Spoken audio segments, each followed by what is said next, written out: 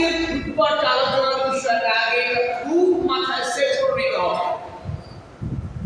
বিষয়টা হচ্ছে যে আমরা মুহাম্মদ সাল্লাল্লাহু আলাইহি ওয়াসাল্লামকে বান্দা এবং রাসূল হিসেবে আবার বলছি, জনাবে মুহাম্মদুর রাসূলুল্লাহ সাল্লাল্লাহু আলাইহি ওয়াসাল্লাম তথা আমাদের রাসূলকে আল্লাহ পাকের বান্দা এবং রাসূল হিসেবে বিশ্বাসের বিভিন্ন দিক নিয়ে আজকে আমরা আলোচনা করব।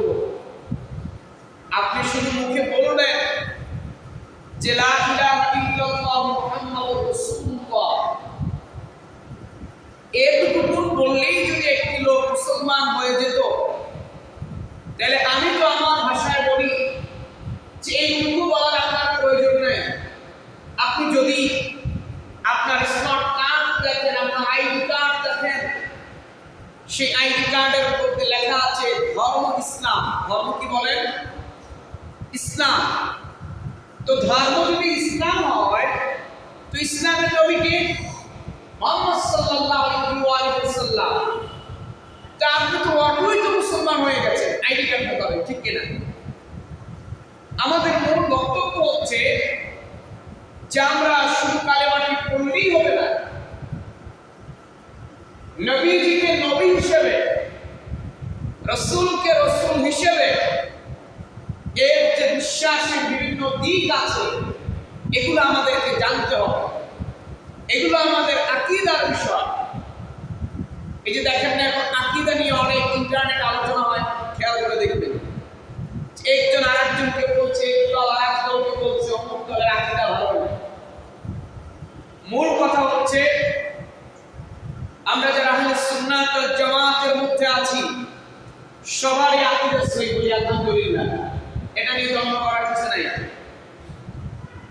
তো প্রিয় ভাই সাহেব, কথা হচ্ছে, আমি আবার বিষয়টা রিপিট করছি, আমাদের আজকের আলোচনার বিষয় জনাবে মুহাম্মদুর রাসূলুল্লাহ সাল্লাল্লাহু আলাইহি ওয়াসাল্লামকে, আমাদের নবীকে আল্লাহর বান্দা এবং রাসূল হিসেবে শুধু এতটুকু বললেই হবে না যে নবীজি আল্লাহর বান্দা এবং রাসূল। না, নবীজিকে আল্লাহর বান্দা এবং রাসূল হিসেবে আপনাকে বিশ্বাস করতে হবে বিভিন্ন দিকের উপরে। আমরা সেই দিকগুলো কি, সেই দিকগুলো আজকে আলোচনা করব, বলি আলহামদুলিল্লাহ। এবার কি আজকে কোনো আলোচনা আপনারা বুঝছেন? এটা বেশি করে বললাম কেন? জুমার পরে আপনি যদি বাসায় যেতেই না পারেন কি আলোচনা হইল আজকে, তাহলে তো হবে না। এবার আসেন, তো নবীজিকে আমরা বিশ্বাস করি, প্রথম বিশ্বাস নবীজি আল্লাহর বান্দা। বলেন কি? নবীজি আল্লাহর বান্দা। এই বান্দা শব্দের একটা আমরা করেছি, এক কথায় তিনি আল্লাহ পাকের গোলাম। ব্যাখ্যাটা হলো রাসূল, নবীজি আল্লাহ পাকের রাসূল। এই যে শব্দটা, এই যে কালিমাটা, এটার পরে আপনার আকীদা, আপনার বিশ্বাসটা কি হবে? আপনি শুধু বলে বলে বেড়াবেন যে আমি রাসূলকে রাসূল মানি, কিন্তু আপনি শব্দটা উনিশ করলেন, কিন্তু রাসূলকে রাসূল হিসেবে মানতে গেলে যে কয়টা বিষয়ের উপর ঈমান আনতে হয়, আপনি এর মধ্যে অনেক বিষয় জানেন না এবং মানেনও না। তাহলে আপনার ঈমান তো পরিপূর্ণ হবে না ভাইরা। এবার আসুন, যে কথা বলছিলাম যে এই পৃথিবীতে এমন অনেক বান্দা আছে যারা আল্লাহকে আল্লাহ বলে মানে। আমি আবার খুব সুন্দর করে বুঝাচ্ছি, খুব সুন্দর করে বুঝবেন। কালেমাটা পড়লেই যদি মুসলমান হয়ে যায়, তো কালেমার হাকিকত নিয়ে এত লম্বা কথা কেন আমরা জুমাতে বলি, এটা ভালো করে বুঝবেন। এই পৃথিবীতে এমন অনেক বান্দা আছে যারা আল্লাহকে আল্লাহ বলে মানে, কোরআনকে মানে, যাকাত দেয়, নামাজ পড়ে, রাসূলকে রাসূল মানে। শুধু তারা একটু বলে যে মুহাম্মদ সাল্লাল্লাহু আলাইহি ওয়াসাল্লাম শেষ নবী, নাউযুবিল্লাহ। এই কথার কারণেই তারা কোরআন মানার পরেও আল্লাহকে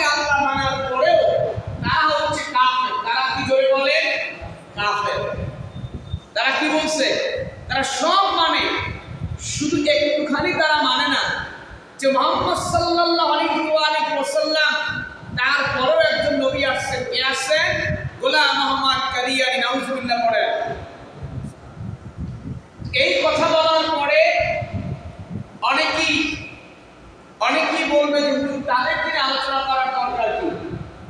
আমার দরকার প্রয়োজন মনে করি না। তবে কথা হচ্ছে বাংলাদেশে অনেক সংগঠন আছে, তারা তাদের পরিচয় নিয়ে তারা চলে। আমাদের কথা হচ্ছে বাংলাদেশ গভর্নমেন্টের কাছে যে যারা রাসূলুল্লাহকে শেষ নবী মানে না, যারা নবীজিকে খাতামুন নবীয়্যিন মানে না, তাদেরকে আপনারা পার্লামেন্টে ঘোষণা দেন যে তারা অমুসলিম হিসেবে তারা রাষ্ট্রে বসবাস করবে, আমাদের কোনো সমস্যা নাই।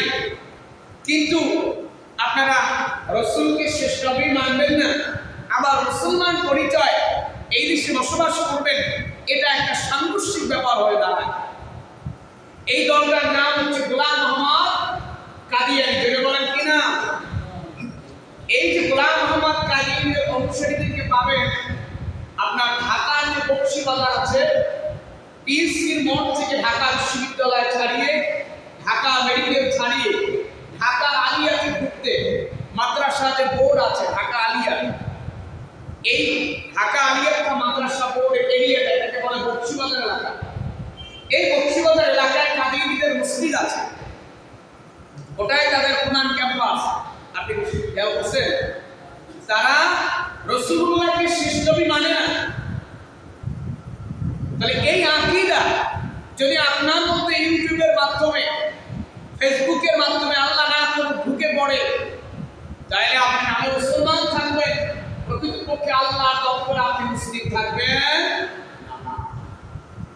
ভাই সব, এই গোলাম মোহাম্মদ কাদিয়ানী তিনি 1840 সালে পাঞ্জাবের কাদিয়ান নামক জায়গায় লোকটা জন্মগ্রহণ করে। একসাথে সে নবী দাবি করে নাই। আমি রাসূলুর ব্যাখ্যা একটু পরে আসছি। আগে বুঝাই যে রাসূল শব্দটাকে ভেঙে ভেঙে এটার উপরে বিশ্লেষণ করা কেন দরকার।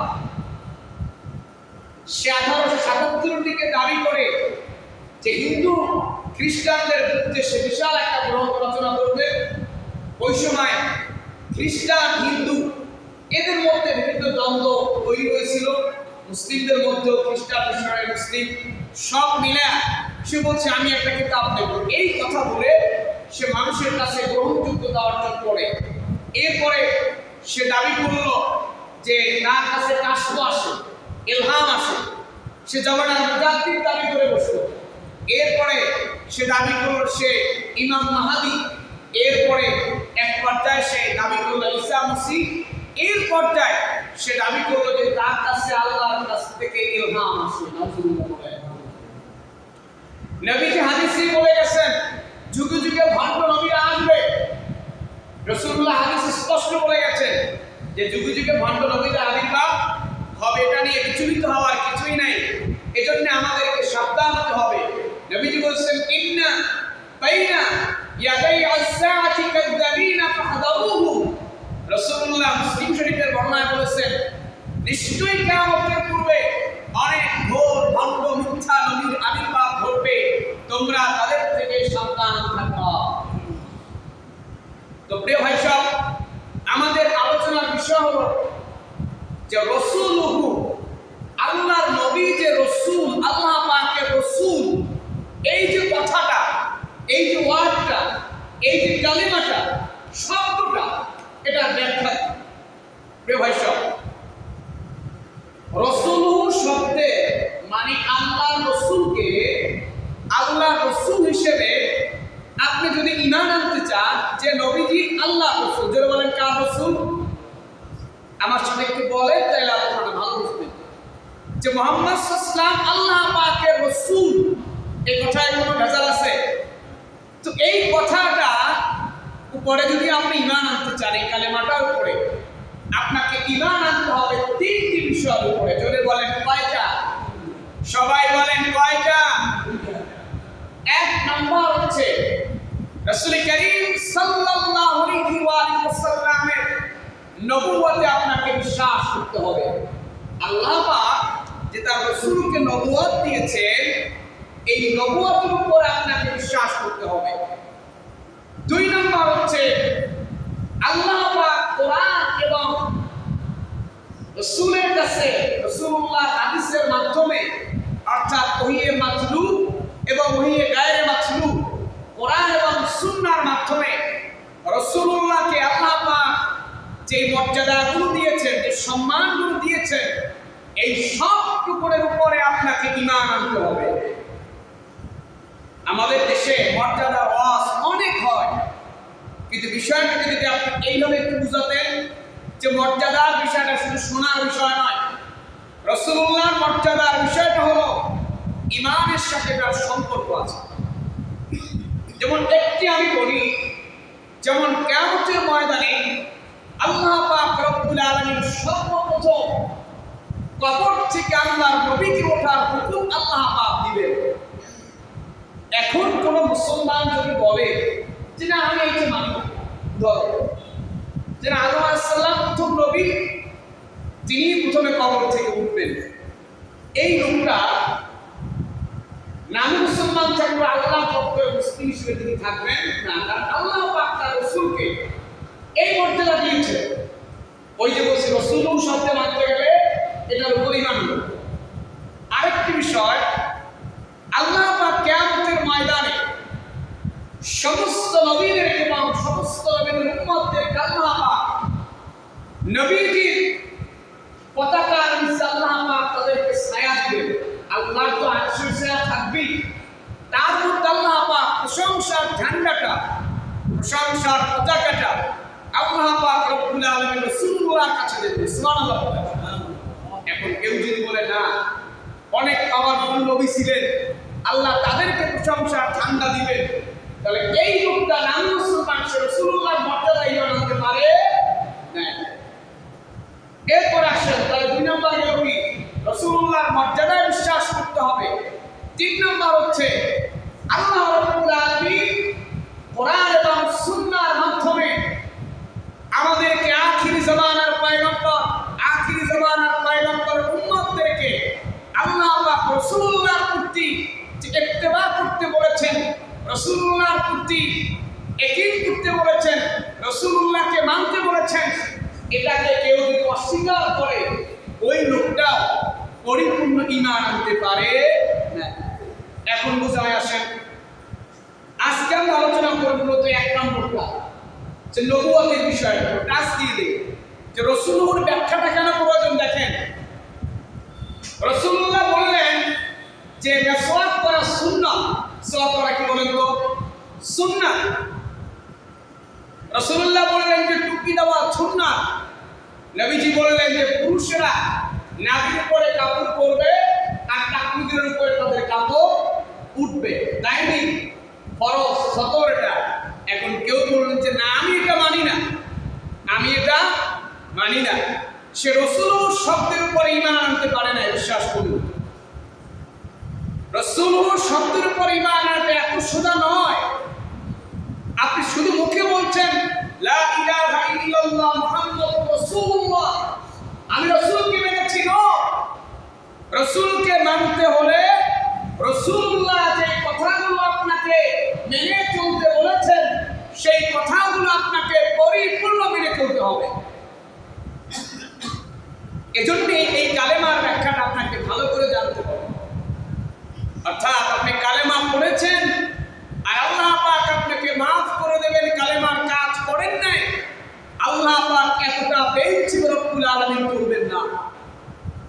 এই কালেমার প্রত্যেকটি বিষয় আপনাকে মেনে চলতে হবে। এই কালেমার বিষয়টা মক্কার কাফেররা তারা ভালো করে বুঝছিল, এজন্যই তারা মুখেও পড়ে নেয়। তারা কি মুখেও পড়ে নেয়? তারা ইচ্ছা করলে নবীজির সামনে কালেমা করে বলতে পারতো না যে আমরা মুসলমান। ওরা বুঝছে যে মুহাম্মাদুর রাসূলুল্লাহ এই কথা বললেই তোমার সব মানা লাগবে, ঠিক কিনা? রাসূলুল্লাহ বললেই কি সব মানা লাগবে। আর আমরা মুসলমানেরা দুঃখজনক ব্যাপার হলো সত্য, আমরা রাসূলুল্লাহ দিব্যি পড়ছি, জিকির করছি, তাসবিহ করছি, কিন্তু আমরা এই রাসূলুল্লাহর প্রত্যেকটা পয়েন্টে আমরা এখনো পরিপূর্ণ ঈমান আনতে পারি না। যেমন একটু উদাহরণ দেই, রাসূল বললেন যে মেয়ের বাড়িতে কোনো অনুষ্ঠান হবে না, বিয়ে আছে না বিয়ে, মেয়ের বাড়িতে 100 জন 200 জন নিয়ে গিয়ে খেয়ে আসবেন, এটা ইসলাম সাপোর্ট করে না। ইসলাম বলছে অলিমা তথা বৌভাত আমরা যেটাকে বলি, এটা হবে ছেলের বাসায়। কার বাসায়? এখানে কার কোনো করে কথা বলা যাবে না। যদি মেয়ের বা খুশিয়ে আপনারা ইনভাইট করে সেটা কোনো কথা, কারণ মেহমানদারি করানো কি সুন্নাত, জোর করে খাওয়া যাবে যেটা বলেন। তো রাসূল বললেন এইটা আমরা তৈরি করলাম যে না, এটা সব জায়গায় আছে বাংলাদেশে, যে আমরা বললাম যে না আমরা এইভাবে করব। আমরা ছেলের বাড়ি আপ্যায়ন করি আর নাই করি, মেয়ের বাড়িতে আমরা দিব্যি গিয়ে খেয়ে নিয়ে আসবো, এটার নাম ইসলাম নয়। এটার নাম রাসূল শব্দের উপর ঈমান আনা নয়। কারণ রাসূলকে রাসূল মানা মানে হচ্ছে রাসূলুল্লাহ সব কথার উপর মেনে নেওয়া। সুবহানাল্লাহ।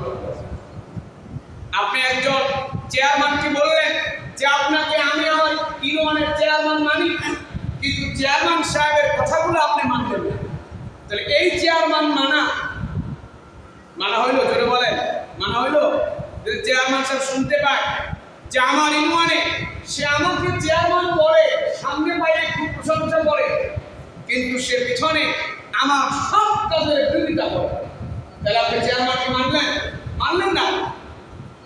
তাহলে রাসূলকে আপনি মুখে মুখে বললেন যে রাসূলুহু আবদুহু ওয়া রাসূলুহু, আমি রাসূলকে মেনেছি, কিন্তু রাসূলুল্লাহ হাদিস আপনি মানলেন না, রাসূলুল্লাহর কথাগুলো মানলেন না। আপনার রাসূল শব্দের উপরে পরিপূর্ণ ঈমান আনা হয় নাই, মৌখিক ঈমান আনা হয়েছে, কাজে ঈমানটা প্রতিফলিত হয় নাই। এবার আসেন প্রিয় ভাইরা, গোড়ায় চলে যায়, আমরা মূল পয়েন্টে চলে যাই। আবদুহু ওয়া রাসূলুহু, মুহাম্মদ সাল্লাল্লাহু আমার নবী, আল্লাহ পাকের বান্দা এবং আল্লাহ পাকের রাসূল। এই যে আমার নবী, আপনার নবী, আল্লাহ পাকের রাসূল, এই রাসূল কথাটার উপরে ঈমান আনতে গেলে ঈমান আনতে হয় তিনটি বিষয়ের উপর। আমরা বলছিলাম এর এক নম্বর হচ্ছে নবীজির নবুয়ত, নবীজিকে আল্লাহ পাক যে নবুয়ত দিয়েছেন, এই নবুয়তের কথাটার উপরে পরিপূর্ণ ঈমান আনতে হবে। আজকে আমরা সেটা বলবো, বাকি দুটো সময় পেলে আমরা বলবো ইনশাআল্লাহ। এখন রাসূলুল্লাহর নবুয়তটা, অর্থাৎ আল্লাহ পাক যে নবীজিকে নবুয়ত দিয়েছে, আপনি বললেন যে আমি নবীজির নবুয়ত মানি, কিন্তু বললেন যে মা কানা মুহাম্মাদুন আবা আহাদিন মির রিজালিকুম ওয়ালাকিন রাসূলুল্লাহ ওয়া খাতামান নাবিয়্যিন ওয়া কানা আল্লাহু বিকুল্লি শাইইন আলিমা। একটা লোক বলল যে আমি রাসূলকে নবী মানি, নবীজির নবুয়ত মানি, কিন্তু আমি ওই আয়াতটা মানি না যে আয়াতে আল্লাহ বলছেন, সূরা আহজাবের 40 নম্বর আয়াতে আল্লাহ বলছেন যে হে নবী, আপনাকে আমি শেষ নবী করে দুনিয়ায় পাঠিয়েছি। একটা লোক বলল যে আমি নবীজির নবুয়ত মানি, তবে রাসূলুল্লাহ যে শেষ নবী এইটা আমি মানি না। তাহলে তো নবুয়ত মানা হইল? প্রিয় ভাই সব, নবীজির নবুয়তের উপরে ঈমান আনতে গেলে আপনাকে ঈমান আনতে হবে কয়েকটি বিষয়।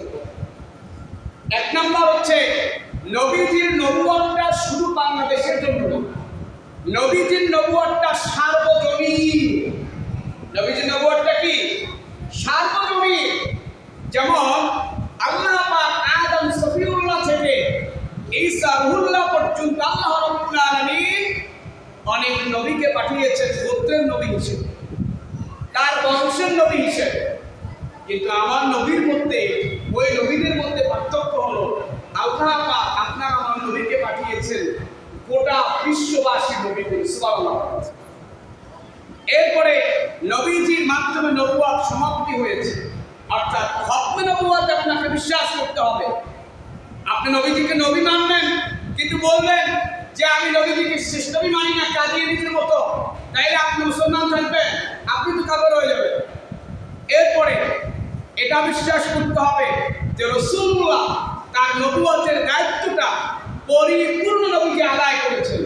তারপরে হচ্ছে নবীজি নবুয়তের দায়িত্ব হিসেবে যা কিছু শিক্ষা দিয়েছেন তার উম্মতকে, এই সবগুলো সন্দেহাতীতভাবে নির্ভুল, মানে কোনো ভুল ভুল নাই। অর্থাৎ নবীজি তার নবুয়তের দায়িত্ব পেয়ে যা শিখিয়েছেন উম্মতকে এর মধ্যে কোনো ভুল না। যদি আপনি বলেন ভুল আছে তাইলে আপনার নবুয়তের উপর ঈমান না হবে। এবার আসেন আমার ভাইরা, কোরআন এবং হাদিস থেকে আমরা একটু চেক করে দেখি আল্লাহ রাব্বুল আলামিন নবীজির নবুয়তের ব্যাপারে আল্লাহ রাব্বুল আলামিন কোরআন এবং হাদিস আল্লাহ পাক কি বললেন। ও আমার ভাইরা, আল্লাহ রাব্বুল আলামিন কোরআনুল কারীমে রাব্বুল আলামিন সুন্দর করে বলছেন সূরা সাবার 28 নম্বর আয়াত আল্লাহ বলেন وما أرسلناك إلا كافة للناس بشيرا ونذيرا। একটু খেয়াল করেন আমার ভাইরা, আল্লাহ রাব্বুল আলামিন বললেন ও নবী আমি আপনাকে সমগ্র জাতির জন্য, আমি আল্লাহ রাব্বুল আলামিন সব জাতির জন্য, মানব জাতির জন্য আমি আল্লাহ রাব্বুল আলামিন আপনাকে ভয় প্রদর্শনকারী এবং সুসংবাদ প্রদানকারী এবং ভয় প্রদর্শনকারী হিসেবে আমি আপনাকে প্রেরণ করেছি। আল্লাহ রাব্বুল আলামিন এখানে আল্লাহ দুইটা শব্দ ব্যবহার করেছেন, বাশীর ওয়া নাযীর। আমার ভাইরা, অন্যান্য নবীরা শুধুমাত্র তাদের উম্মতদেরকে ভয় দেখাতো, আর আমার আল্লাহ রাব্বুল আলামিন অন্য নবীদের মধ্যে আপনার আমার নবীর মধ্যে আল্লাহ পাক পার্থক্য করলেন। আল্লাহ বলেছেন ও নবী, মুসা নবী বলেন, ঈসা নবী বলেন, দাউদ নবী বলেন, সব নবীরা তাদের উম্মতদেরকে শুধুমাত্র ভয় দেখাতো। আর আল্লাহ বলছেন ও নবী আপনি আপনার উম্মতদেরকে প্রথমেই ভয় দেখাবেন না, আপনি আপনার উম্মতদেরকে প্রথমে আপনি তাদেরকে সুসংবাদ প্রদান করবেন, এরপরে আপনি ভয় প্রদর্শন করবেন। এই আয়াতের মাধ্যমে প্রমাণ হয় যে আল্লাহ বলছেন যে হে নবী আমি আপনাকে সমগ্র মানব মণ্ডলীর জন্য শুধুমাত্র সৌদি আরব, মিশর, কাতার, বাহরাইন, মালয়েশিয়া এই আরব আমিরাতের জন্য আমি আপনাকে শুধু নবী করে পাঠাইনি, আমি আপনাকে নবী করে পাঠিয়েছি গোটা মানব মণ্ডলীর জন্য আমি আপনাকে নবী করে পাঠাইছি। আল্লাহু আকবার। আল্লাহ রাব্বুল আলামিন কোরআনুল কারীমের অন্য জায়গায় রাব্বুল আলামিন বলেন কুল ইয়া আইয়ুহান নাস ইন্নী রাসূলুল্লাহি ইলাইকুম জামিআ। জোরে বলুন আল্লাহু আকবার। আল্লাহ রাব্বুল আলামিন বললেন ও নবী আপনি মানব মণ্ডলীকে ডাক দিয়ে বলেন যে আপনার রব, আপনার আল্লাহ আপনাকে কেন আল্লাহ পাক প্রেরণ করেছেন এই দাওয়াতটা আপনি জানায় দেন। আল্লাহর নবী ডাক দিয়ে বললেন হে মানব জাতি, হে মানব জাতি, নিশ্চয় আমি রাসূলুল্লাহ তোমাদের প্রতি আল্লাহ রাব্বুল আলামিনের পক্ষ থেকে প্রেরিত রাসূল। এখানে মানব জাতিদেরকে ডাক দিয়েছেন। আল্লাহ নবী শুধু সৌদি আরবের লোকদেরকে ডাক দেন নাই, আল্লাহ বলছেন ও নবী তুমি ডাক দিয়ে বলো ইয়া আইয়ুহান নাস, অর্থাৎ মানুষ বলতে যারা যে যেই জায়গায় আছে আল্লাহ নবী ডাক দিয়ে বলেছেন হে মানব মণ্ডলীরা, আল্লাহ রাব্বুল আলামিন আমি আল্লাহর পক্ষ থেকে প্রেরিত রাসূল হিসেবে আগমন করেছি। এরপর আল্লাহ পাক নিজে আবার পরিচয় দিয়েছেন। এই যে আল্লাহ রাব্বুল আলামিন কোরআনটা আল্লাহ পাক যার করে নাযিল করলেন, আল্লাহ পাক ওই রাসূলের পরিচয় দিলেন। আল্লাহ রাব্বুল আলামিন বলতেছেন তাবারাকাল্লাযী নাযালাল ফুরকানা আলা আবদিহি। একটু খেয়াল করেন আমার ভাইরা, আল্লাহ রাব্বুল আলামিন বললেন তাবারাকাল্লাযী নাযালাল ফুরকান। আল্লাহ পাক বললেন তিনি মহিমাময়, যিনি তার বান্দার উপরে ফুরকান নাযিল করেছেন। করেছেন। অর্থাৎ আল্লাহ এখানে বলেছে তোমার আল্লাহ সেই আল্লাহ যেই রব তার বান্দার উপরে কোরআন নাযিল করেছেন। আল্লাহ পাক এখানে রাসূলুল্লাহর পরিচয় দিয়েছেন। আমার ভাইরা, আল্লাহ রাব্বুল আলামিন পরিচয় দিলেন তিনি কেমন মানুষ, তিনি কেমন নবী।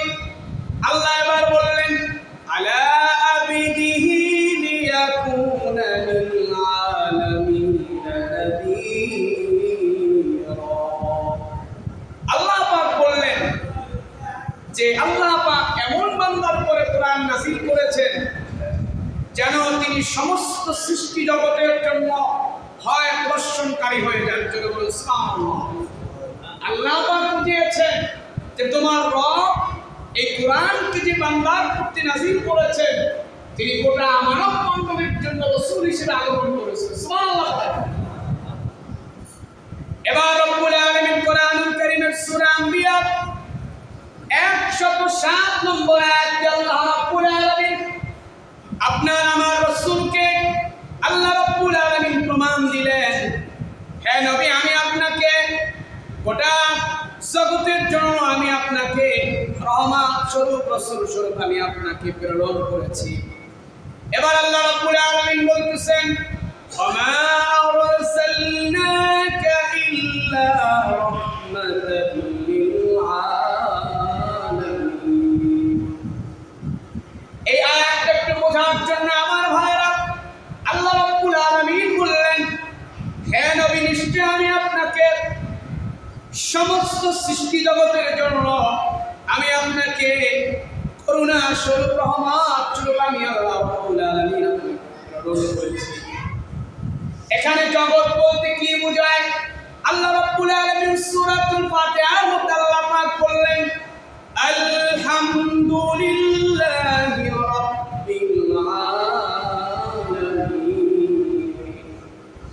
সমস্ত প্রশংসা, হামদুল মানে প্রশংসা, আর আল মানে আলিফ লাম ইস্তিগরাকি, অর্থাৎ সমস্ত প্রশংসা ওই রবের জন্য যিনি গোটা আলমের জন্য রব, রব্বিল আলামিন। একটা আলম না, আল্লাহ পাক সব জগতের জন্য রব।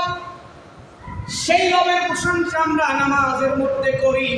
এজন্য আল্লাহ পাক বুঝায় দিয়েছেন বান্দারে আমার আমি আল্লাহ রাব্বুল আলামিন যতটা জগতের জন্য আমি আল্লাহ রব আর আমার রাসূলুল্লাহ ততটা জগতের জন্য আমার রাসূলুল্লাহ নবী, এবং আমার রাসূলুল্লাহ ততটা জগতের জন্য আমার রাসূলুল্লাহকে আমি আল্লাহ রহমত হিসাবে প্রেরণ করে দিয়েছি।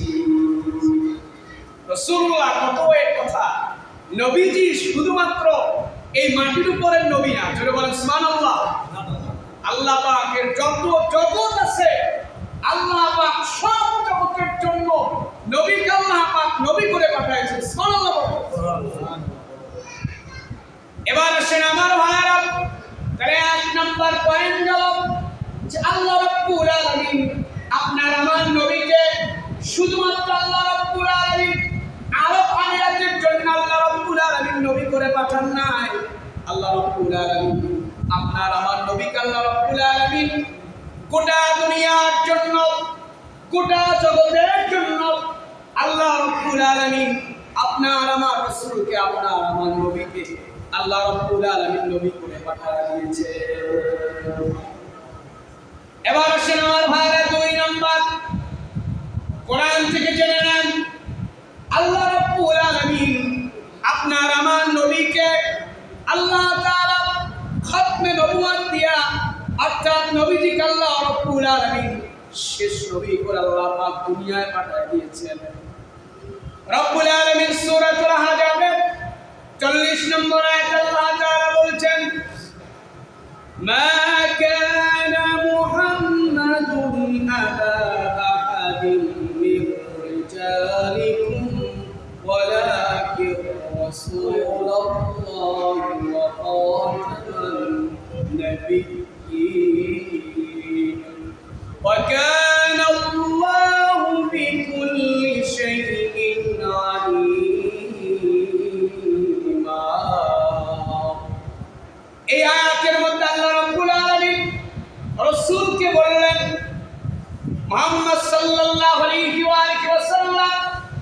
তোমাদের মধ্যে কোনো পুরুষের পিতা না। এর মানে কি নবীজির কোনো ছেলে সন্তান ছিল না? ছিল, কিন্তু তারা প্রাপ্ত বয়স্ক হওয়ার আগেই আল্লাহ রাব্বুল আলামিন তাদেরকে দুনিয়া থেকে আল্লাহ নিয়ে গেছেন।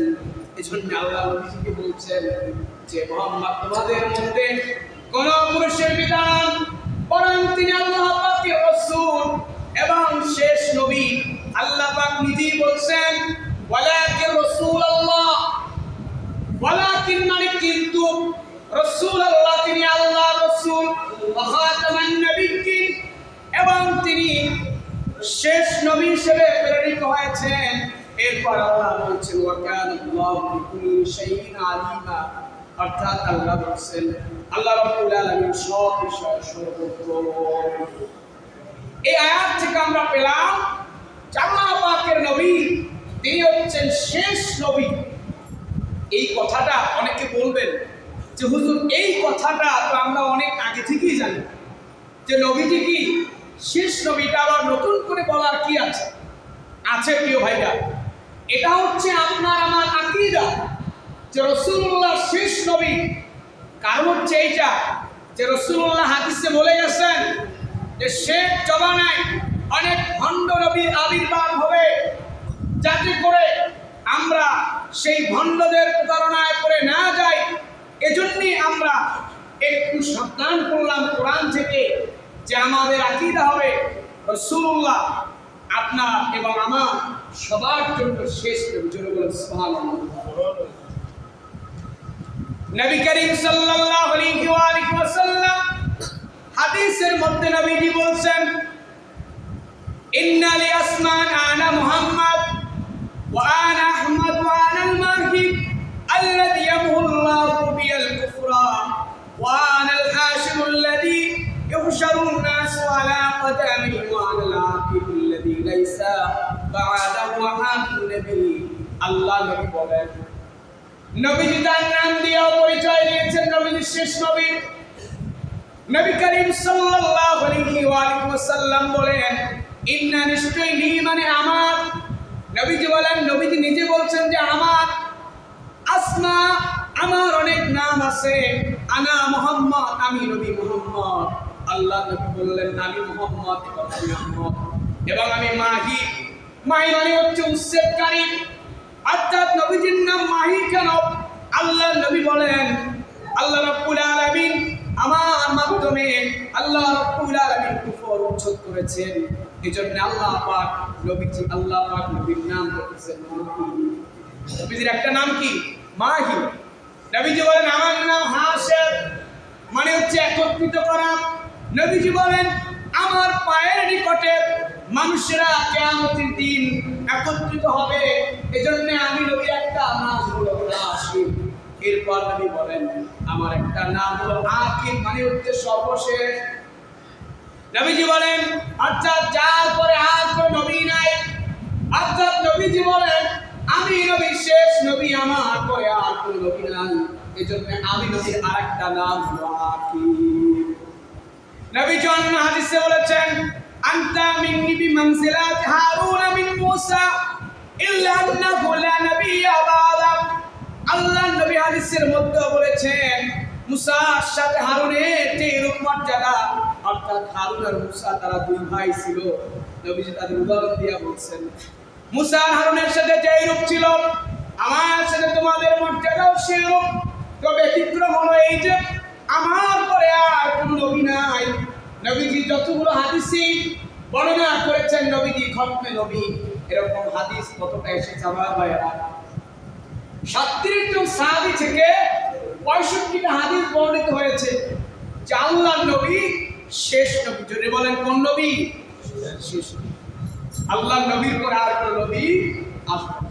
প্রিয় ভাই সাহেব, তো নবীজিকে শেষ নবী অর্থাৎ নবীজির নবুয়তে আপনাকে বিশ্বাস করতে হলে এটাও বিশ্বাস করতে হবে যে রাসূলুল্লাহ তিনি হচ্ছেন শেষ নবী। জোরে বলেন কোন নবী?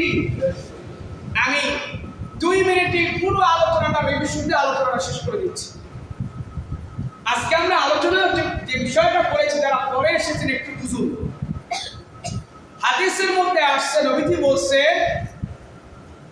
মা মিন আবদিন ইয়াশহাদু আল্লা ইলাহা ইল্লাল্লাহ ওয়া আন্না মুহাম্মাদার রাসূলুল্লাহ ইল্লা হারামাল্লাহু আলান নার। খুব খেয়াল করে হাদিসটা শুনবেন। কালেমা তো অনেকেই পড়তেছে, ঠিক কিনা?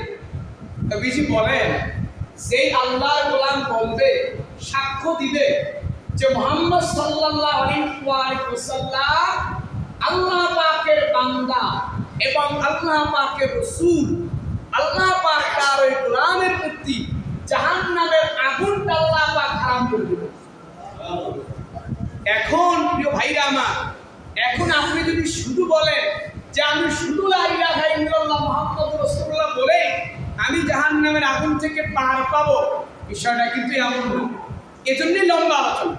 এখন আসেন, নবীজিকে আল্লাহর নবী, নবীজিকে আল্লাহর রাসূল হিসেবে, অর্থাৎ আমাদের নবীকে আল্লাহর রাসূল হিসেবে মানতে গেলে আপনাকে বিশ্বাস করা লাগবে তিনটা বিষয়ের উপরে। জোরে বলেন, কয়টা? এক নাম্বার হচ্ছে নবীজির নবুয়তে বিশ্বাস করা। দুই নাম্বার হচ্ছে আল্লাহর নবীকে আল্লাহ পাক যতগুলো মর্যাদা দিয়েছেন, সম্মান দিয়েছেন, সবগুলো মর্যাদা এবং সম্মানের প্রতি বিশ্বাস করা লাগবে। তিন নাম্বার হচ্ছে আল্লাহর নবীর আনুগত্য করা। কি করা? জোরে বলেন। এই যে যারা বলেন যে শুধু আমরা রাসূলহু পড়ে, শুধু আমরা আব্দু রাসূলহু পড়ে কেন আপনি জান্নাতে যাব? হ্যাঁ, আল্লাহ আপনাকে সব দিবেন, কিন্তু রাসূলহুর যে চাহিদা, রাসূলহুর চাহিদা হলো রাসূলুল্লাহর আনুগত্যে বিশ্বাস করা, রাসূলুল্লাহর আনুগত্য মানা। আপনি আনুগত্য করলেন না, পুরো জীবনটাই রাসূলুল্লাহর বিরোধিতা করে গেলেন, আর কবরে যাওয়া বলবেন যে আমি রাসূলহু পড়ে আসছি, আমার জান্নাতে দিয়ে যান। বাংলা কথা জোরে বলেন। তাহলে আজকে আমরা আলোচনা করলাম আল্লাহর নবীকে আল্লাহর নবী হিসেবে মানতে গেলে, আল্লাহর নবীকে রাসূল হিসেবে মানতে গেলে যে তিনটা বিষয়ের উপর ঈমান আনতে হয়, এর মধ্যে থেকে আজকে আমরা প্রথম বিষয়টা আলোচনা করেছি নবীজির নবুয়তের উপরে। আল্লাহ যদি তৌফিক দেয়, আমরা সামনে দুটো জুমাতে বাকি দুটো বিষয় আমরা আলোচনা